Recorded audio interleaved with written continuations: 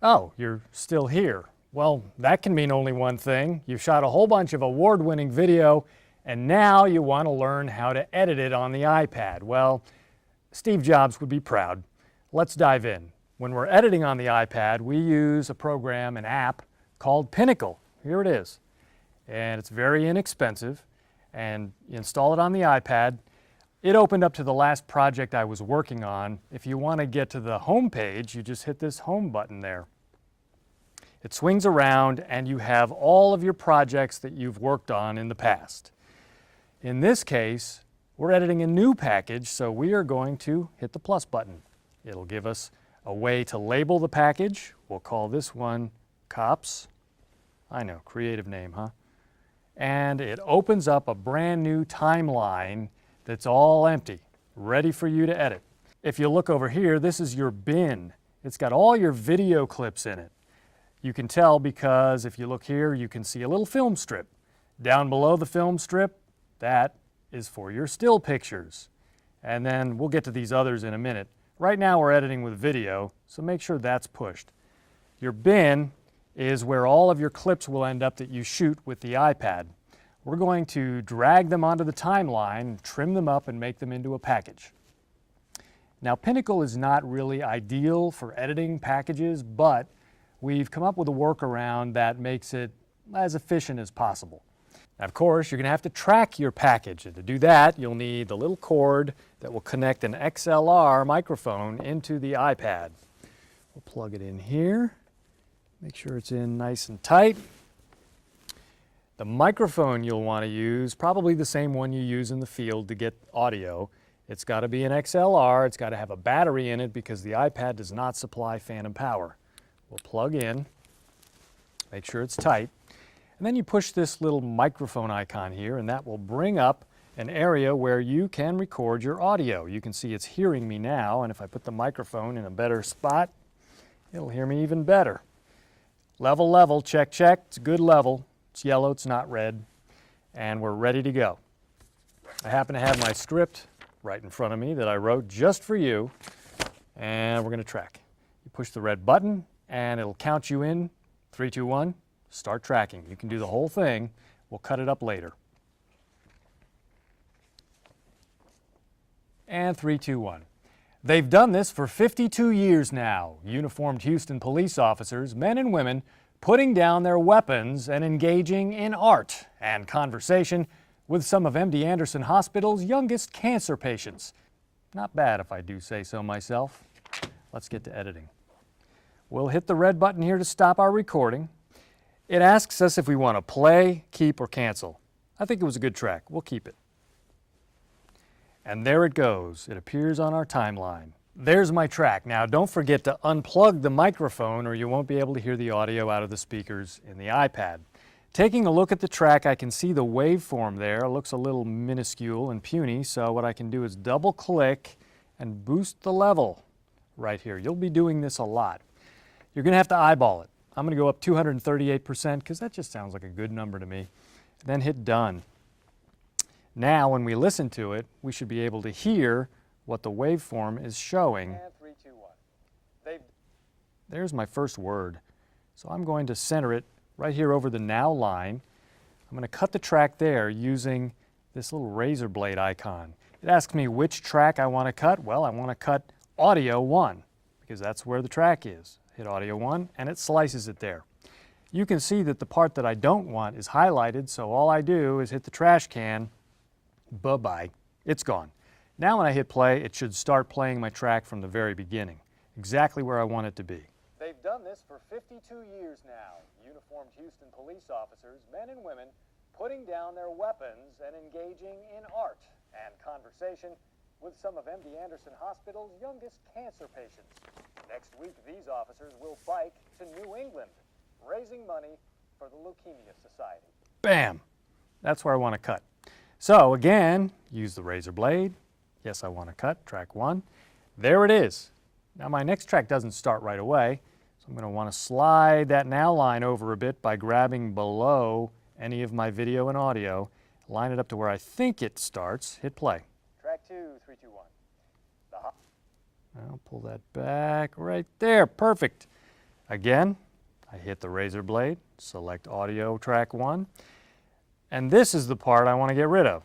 So I will click it, and it selects itself, brightens up, so you know that that's the track you're working with, and I can hit trash. Now the last thing I have to do is cut the end of the track so the extraneous audio at the end doesn't get me all confused. We'll tell you, the little ones are also teaching. Pow, right there. Again, use my razor blade, select this, trash it. Now there are my 2 tracks, and all we need are nat pops and sound bites and some B-roll. When we edit using Pinnacle, the easiest way to do it is not nonlinear, pulling things in. It's linear. And the reason for that, as you'll see, is the way the video behaves compared to this track. So the first thing I'm going to do is insert my opening nat pop. All my clips are here in the bin. All I need to do is look and find what good nat pop I can use at the beginning. Maybe help us to sign next year's jersey? Oh, that sounds good. So what I'll do is I need to set my in and my out on that clip just for the part that's going to be the natural sound break. So I'll back it up here. This is the play line here. That's a pretty good in. I'll hit in. I'll play it. Maybe help us to sign next year's jersey? Hit pause, and I can hit out. You can also hit out on the fly if you're really good. When I drag this down onto the timeline, I'll push and hold and bring it down right there.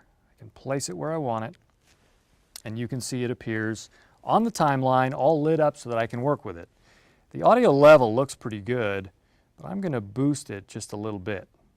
The next thing I have to do is line up my track, the beginning of it, with the end of the nat sound pop, which I will do like this. See how that snaps into place? That's what we want. Now when I play the clip, you'll hear the nat sound pop followed by the track in the right spot. Maybe help us to sign next year's jersey? They've done this for 52 years now. Uniformed Houston. I can already see the Murrow Award I'm going to win with this piece, don't you? All right, next thing we want to do, because this opening video, we want it to go over my track. We're going to extend it over my track. But here's the problem. We raised the level of the video at the beginning for the nat sound pop. We want to lower it when I'm talking in my track. So what we do is place the now line right there where my track starts, and I'm going to cut using the little razor blade, and I will cut the video line since that's what this is. Now I have 2 separate video clips that are really one scene. If I play it, Maybe help us to sign next year's jersey?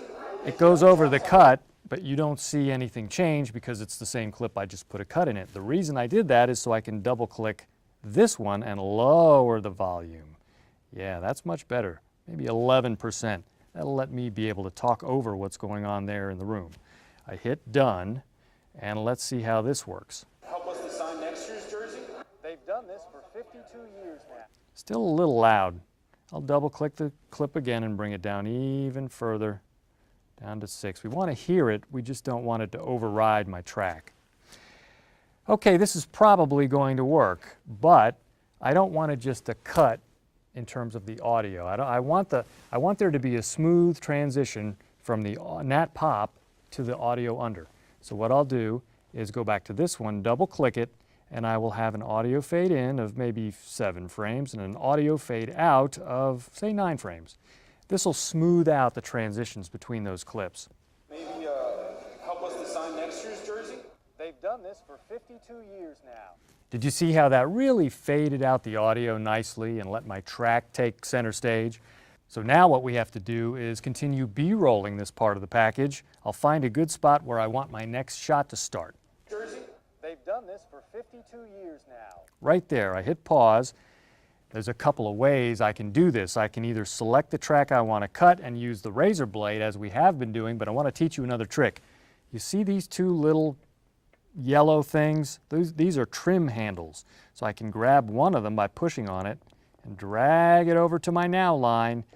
I just shortened that clip to the exact length that I want it. Now I can pull the next clip down and continue editing. I'll select a clip from the bin just by tapping it, and it will bring it into my player. Let's look at that one there and see if we can find a suitable shot. Scrolling through. Police officers. Perfect. Set my in. Cop cyclist No, a little jiggly there. Let's set it there. leukemia, 2013, and every year. Okay, and there's my out. I've set my in and my out. Push this, drag it down, and pull it right up next to the shot that it goes behind. I'll double click it because I know the audio is too loud. I'll bring the volume way down, maybe 5 or 3 or 2. Let's see if this will work.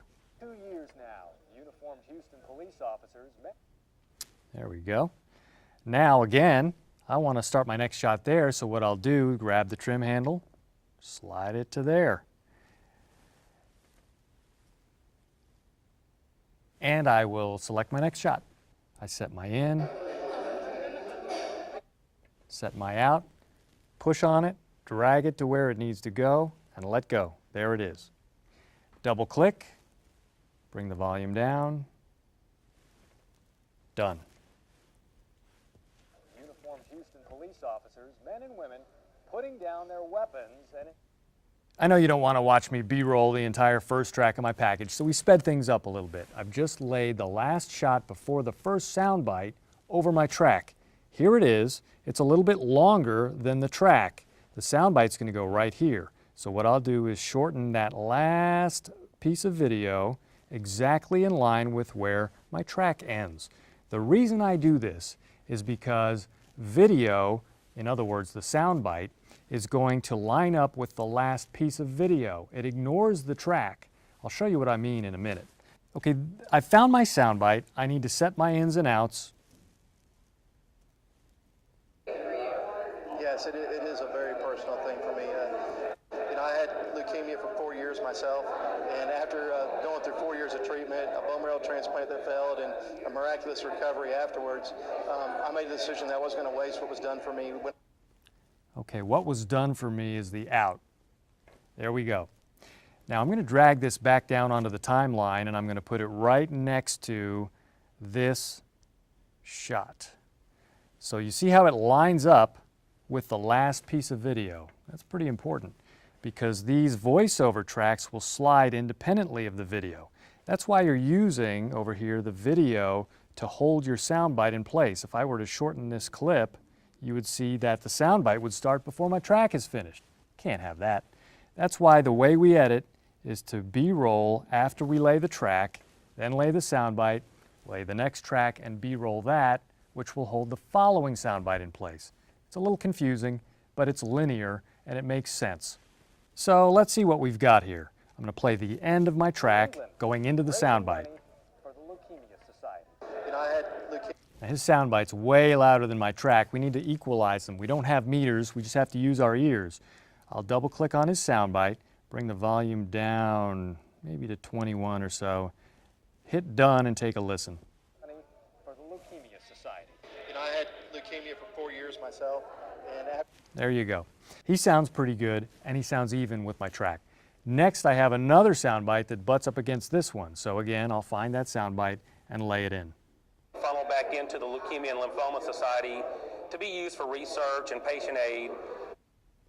So I'm setting my in. You know, as we all know, leukemia is the #1 child-killing disease, but 10 times the number of adults die from it. Setting my out. And again, drag it down onto the timeline. You can drop it here or you can drop it here. Doesn't matter, it'll end up in the same place. See my voiceover? It needs to move. It's going to come over here so it's after that soundbite. Now I've got two sound bites butted together. Let me make sure the audio is good on this one. Probably needs to be brought down a bit. I wasn't going to waste what was done for me. You know, as we all know, leukemia is the #1 child-killing disease. Sounds pretty good, but I don't like the cut in between. Here's where it gets a little fancy. I am going to put a dissolve in there. You'll find all your transitions here under the lightning bolt, and there's a bunch of them to choose from. Some of the best ones are these dissolves. Let's bring one in, drop it between the sound bites. There you go. See where it says 0.07? That means it's a 7-frame effect. You can change that by dragging the trim handles. You can make it a huge 3-second dissolve. It's going to really look terrible. So let's keep it back there around 7 frames. Is going to work out. Now when we watch it, I was going to waste what was done for me. You know, as we all know, leukemia is the #1 child-killing disease. That's pretty good. So we move on to our next track. Again, we're going to start B-rolling, so we want to choose our clips. Find a good piece of video. Here's one. And we'll set our ins and outs.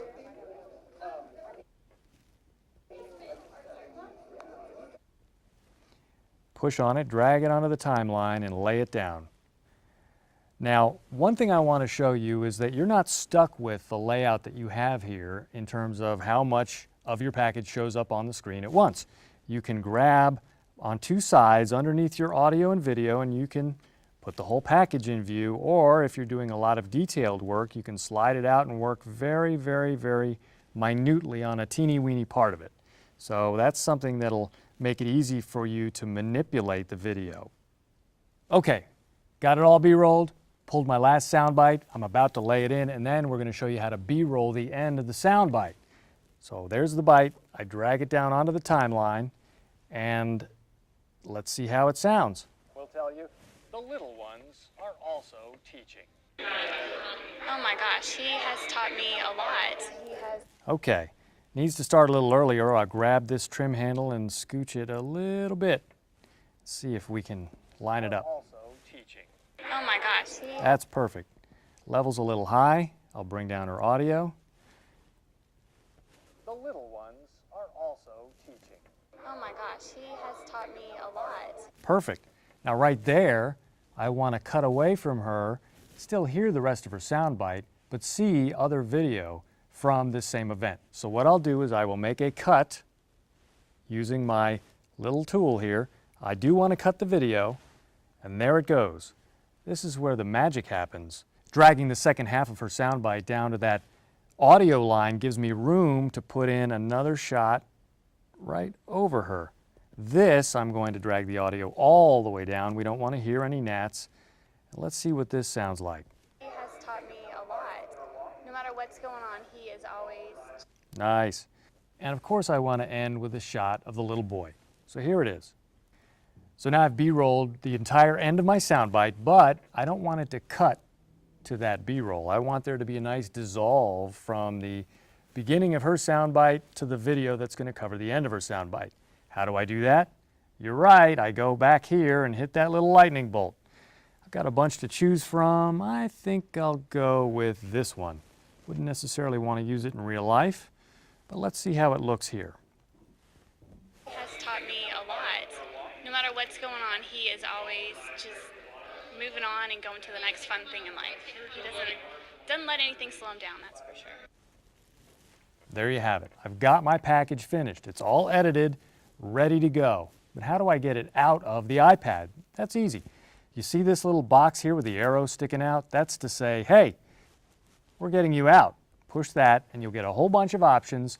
The way we do it here is we use Box. It's a free site that lets you sign up for an account. You can pay more to get more storage. We'll hit HD 720p. It's a pretty good size.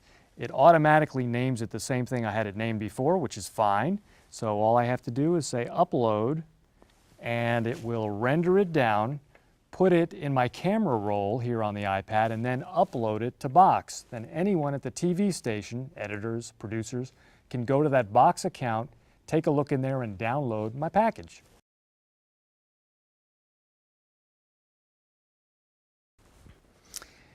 The upload speed is going to depend on your connection. If you've got Wi-Fi, say you're in a Starbucks, it's going to go a lot quicker than if you're using the 3G or even the LTE 4G connection here from the iPad. Almost there, and there we go. It's finished and uploaded. Click OK. Hey, what do you know? We've edited a video, we've uploaded it to our Box.com account, and anyone who has the login to that account can download that video and put it on TV.